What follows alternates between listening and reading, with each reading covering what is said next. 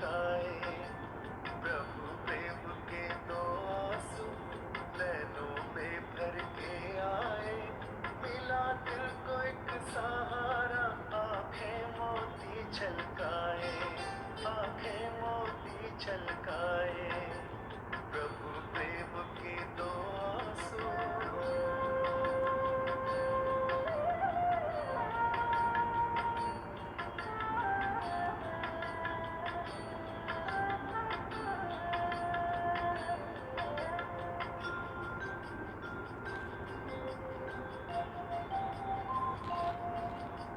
तृप्त हुई जो आत्मा तुझके नमा।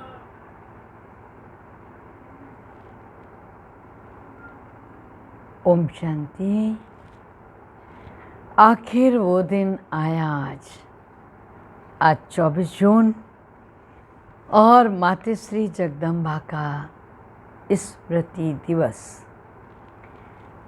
जितना आज हमारी तपस्या का 24वां दिन, जीवन में तो जीवन पर्यंत तपस्या रहेगी, लेकिन मातृश्री जी की प्रेरणाओं का स्रोत ये जून का मास।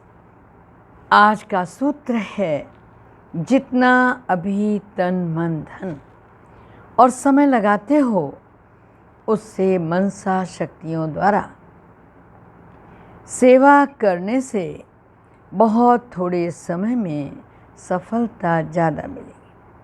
अभी जो अपने प्रति कभी कभी मेहनत करनी पड़ती है ना, अपनी नेचर को परिवर्तन करने की, व संगठन में चलने की, व सेवा में सफलता कभी कम देखकर दिल शिकस्त होने की, वो तो सब समाप्त हो जाएगी ना।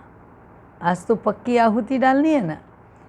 और मातृश्री जी की विशेष, बहुत प्रसिद्ध और हर जुबान पे जो धारणाएं हर ब्राह्मण कुलभूषण के मन में रहती हैं, आज हम उनका जिक्र करेंगे। मम्मा सदा एकांत में रहती थी, रोज़ सवेरे उठ कर के बाबा की यादों में एकांत में चली जाती थी। वो सदा एक रस, एक के लगन में मगन रहती। उनके 2 स्लोगन, हर घड़ी अंतिम घड़ी समझो, दूसरा हुक्म ही हुक्म चला रहा है। इसी स्मृति से हम भी सहज नष्टो मोहा स्मृति स्वरूप बन जाएंगे, किन्हीं झंझटों में नहीं जाएंगे और अपनी बुद्धि को सब बातों से फ्री रखकर बाबा की आशाओं को पूरा कर सकेंगे। ठीक है ना, याद रखना आप सब भी। अब हम आज मम्मा के महावाक्य सुनाएंगे।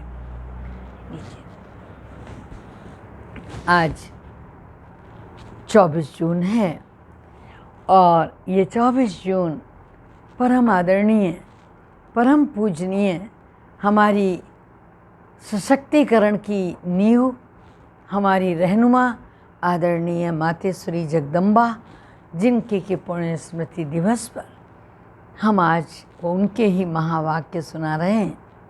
गीत है, छोड़ दे जग से नाते। अगर हम जग से नाते ही छोड़ दें, फिर जग काहे के लिए। अगर नाते तोड़ने की बात है तो फिर ये संबंध बनाया ही क्यों है। संसार में पति पत्नी, बाप बेटा, राजा प्रजा, भाई बहन, अनेक संबंध जो हैं, ये सब भगवान ने रचे। ऐसा कहते हैं ना, दुनिया वाले कहते हैं अगर तोड़ ही देना है तो फिर बनाए क्यों थे। ऐसे कहते, तो जब भगवान ने रचे तो फिर क्यों कहते हैं छोड़ो।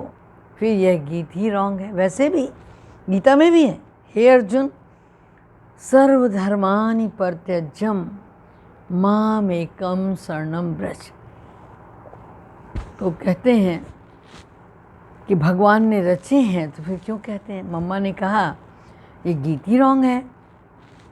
अच्छा जरा ये बताओ कि भगवान ने कौन सा जग रचा?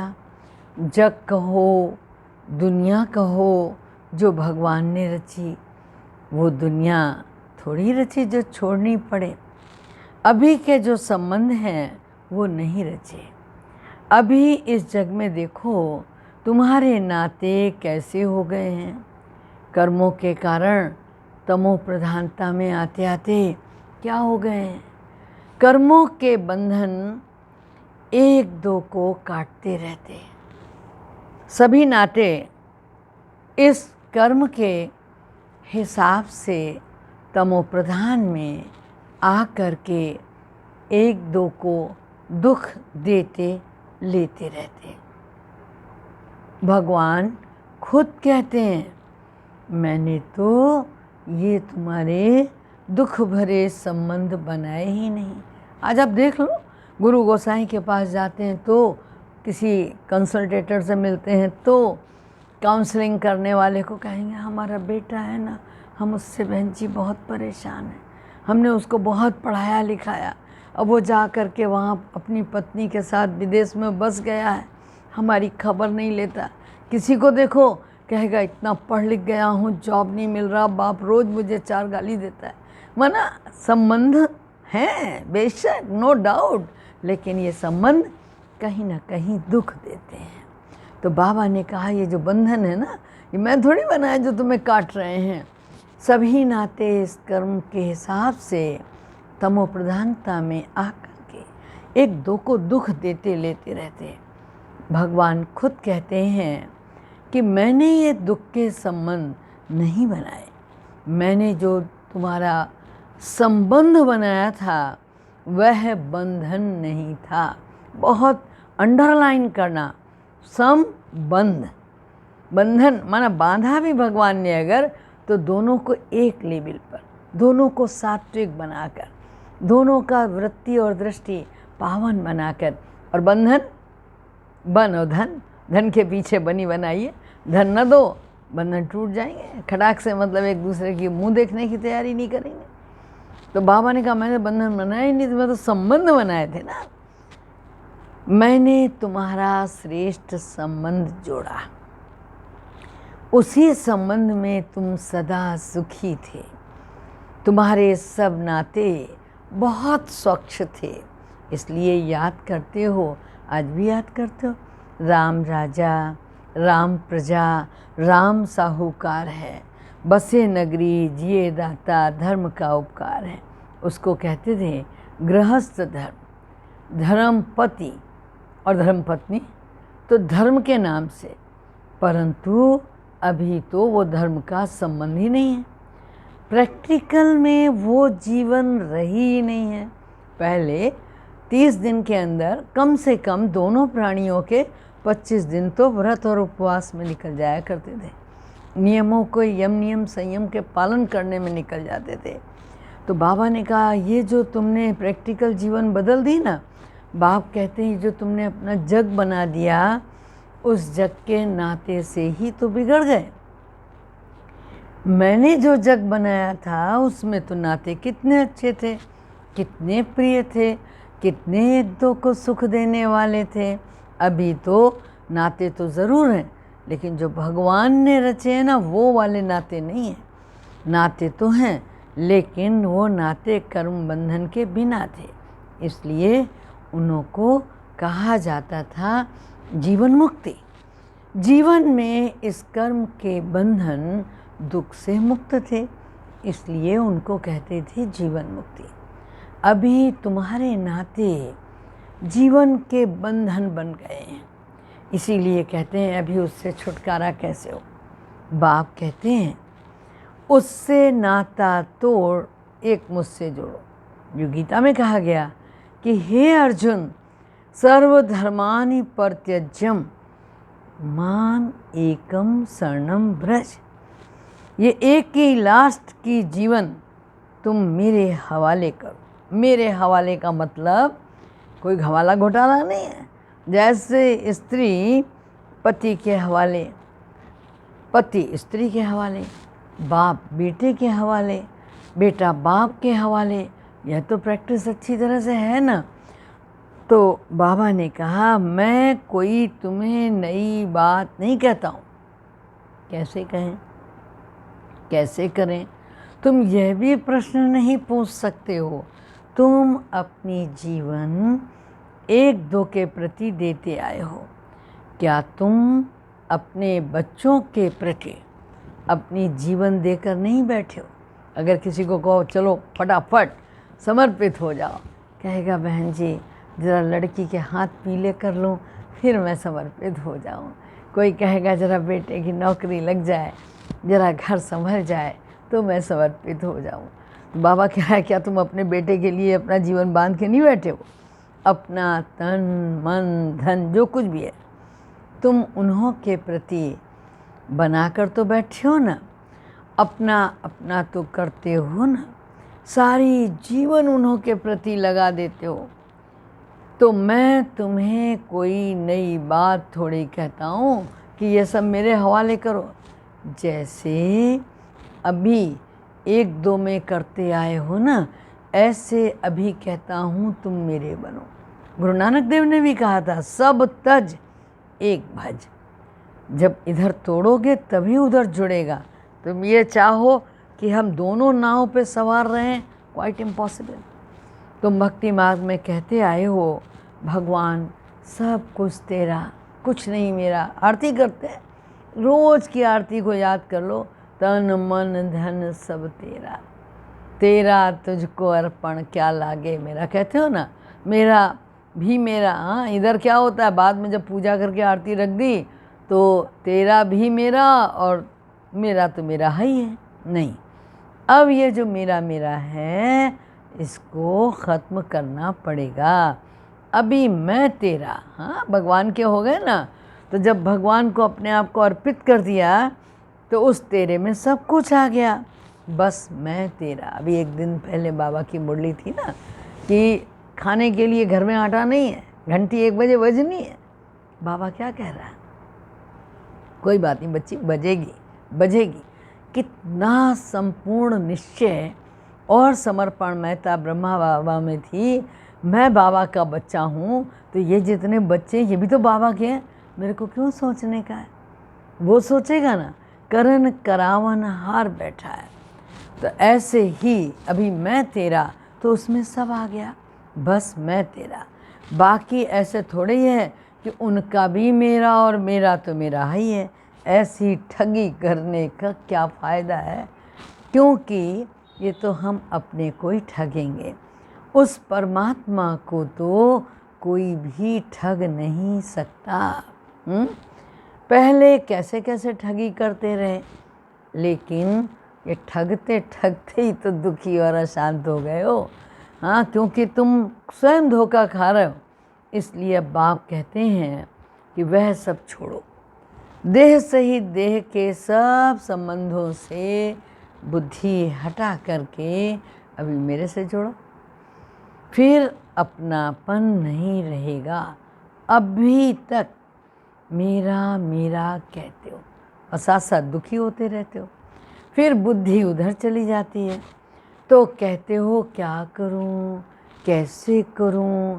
अगर तुम किसी में लटकेंगे तो नतीजा क्या होगा। यह मोह जो है ना, इसके कारण तुम दुखी बन पड़े हो। इसलिए बाप कहते हैं तुम इस जग के नाते को तोड़कर अब भी मेरे बने हो। तो अभी तुम अपने देह के बंधन, जीवन के बंधन बनाए हैं, उनसे निकल करके अभी मेरे बन गए हो। समझा? मेरे बन जाओ, नहीं बन गए हो तो अभी भी बन जाओ, वक्त है। फिर मैं कोई तुम्हारे साथ जन्म जन्म थोड़ी चलता रहूँगा, नहीं। अभी मेरा तुम्हारे से काम है। सुन लिया, भगवान भी अपने काम की बात कर रहा है। संगम युग पर भगवान को हम बच्चों से काम है। क्या काम है?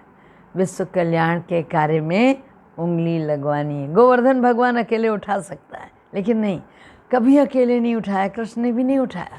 और उन्होंने कहा आओ, सारे ग्वाल ग्वालों को कहा आओ। तो बाबा कहता अभी मेरा तुम्हारे से काम है। बस फिर तो तुम आत्माएं आपस में सदा काल के लिए सुखी चलती रहेंगी। सतयुग तुम्हारा, त्रेता तुम्हारा, और द्वापर कलयुग में भी अंत तक बाबा के बच्चे दुखी नहीं होते। तो बाबा ने कहा सुख में चलोगे तो तुम्हारे दुख के बंधन काट करके मैं सुख का संबंध बना देता हूँ, और इस संगम पे ही बनाता हूँ। फिर तुम ही आपस में सुख भोगेंगे। तुम देखो, अभी देखो तुम कितने बिगड़ गए हो, इसीलिए दुखी होते हो।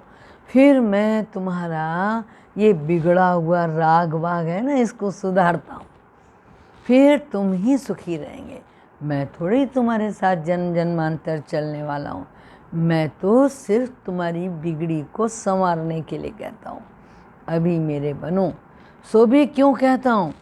क्योंकि मेरे फरमान पर चलने से सब सहज हो जाएगा। मैं तुम्हें ये सहज युक्ति देता हूँ, तुम प्रैक्टिकल में मेरे होकर के चलो तो ये युक्ति काम में आएगी। जैसे कोई किसी के बच्चे को, गोद का बच्चा होता है ना, तो उसका इनाम प्रैक्टिकल में चलेगा। ऐसे तुम भी प्रैक्टिकल में मेरे होकर के चलने से तुम्हारा भाग्य बनेगा। बाप तो बड़ी सीधी सहज एकदम सिंपल बातें बतलाते हैं। उसे भी देखो, कोटों में कोई और कोई में भी कोई धारण करने वाले निकलते हैं। बाप कहते हैं इस छोटे से संगम युग में तुम्हारे देश, इस साकार संसार में, दुनिया में मैं आया हूँ। और किसके लिए आया हूँ? तुम्हारे लिए आया हूँ। माँ बाप को बच्चों के प्रति कितना स्नेह होता है, शायद पारलौकिक को इतना स्नेह है, इसीलिए परंपरा लौकिक में भी चली आ रही है। दुनिया में बाबा ने कहा मैं तुम्हारे लिए इस दुनिया में कॉर्पोरियल में आया हूँ, हाँ, निराकारी से कम जितना टाइम है, अरे उतना टाइम तो हमारा ख्याल करो, हमें याद करो। बाबा कहता है बाबा के बने हो तो कम से कम इतना टाइम तो शुद्ध करो, फिर तो तुम्हारे लिए ऐसी प्रारब्ध बन जाएगी जो तुम्हें उस दुनिया में मेहनत नहीं करनी पड़ेगी। अभी थोड़ी मेहनत की बात है। अभी तुम कैसे भी करके, मर के, मिट के करके पवित्र रहने की प्रतिज्ञा करो, अपनी दृढ़ता रखो, अपनी धारणाओं में रहने का पूरा प्रयत्न करो। बाप तुम्हें साफ साफ बतलाते हैं तुम सिर्फ इतने थोड़े टाइम के लिए मेहनत करो, मैं तुम्हें और कोई मेहनत नहीं कराता हूँ। मैं तुम्हें जितना टाइम मिले उसकी भेंट में कोई मेहनत नहीं। अभी क्या नहीं बनो, क्या नहीं बनो, क्या कह रहा भगवान? अरे घी के घड़े मत बनो, मतलब समझा, चिकने घड़े मत बनो। ये करूँगा, वो करूँगा, चिकनी चुपड़ी बात, दुनिया क्या कहेगी, वह क्या कहेंगे, अरे दुनिया क्या कहेगी, इसको बहुत पीछे छोड़ दो। हाँ, छोड़ दो इसे। अभी यह दुनिया ही जाने वाली है, लेकिन उन विचारों को तो यह पता थोड़ी है। इसलिए बाप कहते हैं यह मत सोचो, अब तो मौत सामने खड़ा है। तुम इतना लंबा चौड़ा जो बनाकर बैठे हो ना, ये सब वेस्टेज कर रहे हो। अभी बाप कहते हैं उस वेस्टेज को बचाओ।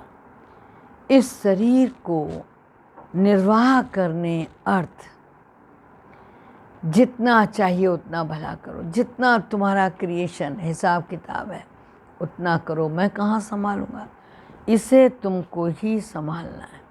तो ज़रूरी है, वो तो तुमको फ्री करता हूँ, लेकिन अभी ये जो तुम दुनिया रच रहे हो ना, एक्स्ट्रा संसार रचा रहे हो। हाँ, मेरे चाचा के, ताऊ के, नाना के नाती की लड़के की शादी है, इसलिए मुझे जाना बड़ा ज़रूरी है। ज़रा ये भी तो देखो ना, कहाँ कहाँ से जोड़ करके कितना नेटवर्किंग कर रखी है।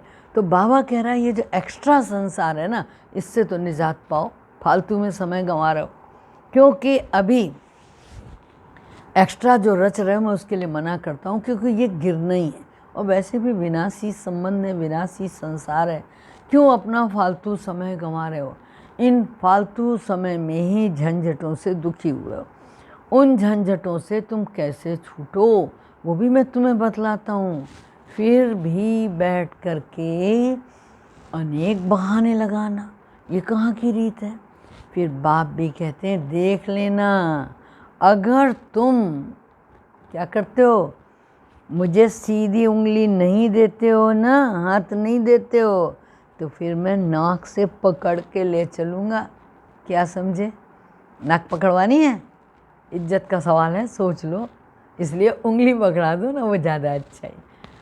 तो बाबा कहता है उंगली दो सीधे हाथ से, हाँ, नहीं तो नाक से पकड़ के ले चलूँगा। फिर क्या होगा? दम घुटेगा, किसी की नाक पकड़ लो फिर देखो कैसा लगता है। तो बाबा कह रहा फिर दुख होगा, फिर सजाएं खानी पड़ेंगी। इसीलिए कहते हैं अभी हाथ में हाथ देकर चलो। तो सीधा टाइम है ना चलने का। अगर सीधी तरह से नहीं चलेंगे तो फिर मेरे हाथ में तुम्हारा नाक भी तो आएगा। इसीलिए कहावत नहीं, नाक की सीध में सीधे सीधे चलो। हाँ, फिर देख लेना, फिर उस समय कुछ नहीं हो सकेगा, न कुछ कर सकेंगे। इसलिए बाप कहते हैं बच्चे, अब तुम मेरे होकर मेरे पास आकर के मेरी बातों को सुनो। सुन करके अगर फिर भी कुछ नहीं किया तो उसके लिए बहुत कड़ी सजाएं खानी पड़ेंगी। इसलिए जिन विचारों को पता नहीं है उसकी तो बात ही अलग है। बाकी जिन्हों को पता है, जो बैठ के सुन के इन्हीं बातों से गफलत करेंगे, खैर नहीं। बाबा ने कहा जैसे 10 गुना फ़ायदा वैसे 20 गुना नुकसान। समझे? फ़ायदा होगा, नुकसान भी होगा। नुकसान क्यों ज़्यादा है? क्योंकि आप समझ लो कि जानबूझ के जब कोई जुर्म करता है तो गवर्नमेंट भी उसे बख्शती नहीं, न्यायालय भी उसे छोड़ता नहीं है। बाबा ने कहा 10 गुना फ़ायदा 10 गुना नुकसान। तो अब कहते हैं अपने नुकसान को, घाटे को अच्छी तरह समझो। समझा? अपनी बुद्धि खोलो। अभी बाप से बुद्धि योग लगाएंगे तो ताकत मिलेगी। तो इन सभी बातों को समझो। समझा? भूलो मत। अभी ये जो समय चल रहा है इसे पहचानो। जरा आंखें खोलो और बुद्धि का ताला भी खोलो।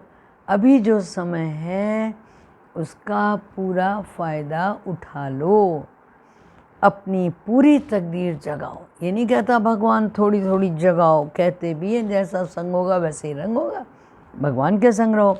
इसलिए जिसमें अभी ये धारणा सही होगी वो तो ठीक, और नहीं होगी तो माया का रंग लगेगा, क्योंकि संसार तो माया भी है। तब तो कहते हैं hear no evil, see no evil, talk no evil. कई ऐसे इविल्स हैं जो यहाँ भी कईयों को छोड़ते नहीं हैं, फिर एक दो के संग दोष में आ जाते हैं। तो बाबा ने कहा, तो कहते हैं ऐसे संग दोष से बचे रहो। ऐसे मत समझो कि संग दोष में आ जाते हैं। संग दोष से बाहर यहाँ नहीं, यहाँ भी वहाँ भी कहीं भी घूमते रहते। माया तो हर जगह है ना। इसलिए बाप कहते हैं अच्छी तरह से कवच पहन कर रखो। कवच होगा तो उसको गोली लगेगी नहीं। हाँ, बुलेट प्रूफ जैकेट पहनते हैं ना, आर्मी में देते हैं, VIPs को देते हैं। तो बाबा भी हमें बुलेट प्रूफ जैकेट दे रहा है कि उसको पहन के निकलो। और बुलेट प्रूफ जैकेट है बाबा की याद, हर समय उसके अंदर रहो। योग का ही कवच है, ज्ञान की तलवार है। इन सभी अस्त्रों शस्त्रों को अपने पास रखो। कहते भी हैं जो करता है वो पाता है। यह तो भविष्य प्रारब्ध बनाने की बातें हैं। यहाँ तो प्रारब्ध नहीं भोगनी ना, यहाँ तो कोई गुरु आदि बनकर नहीं बैठना।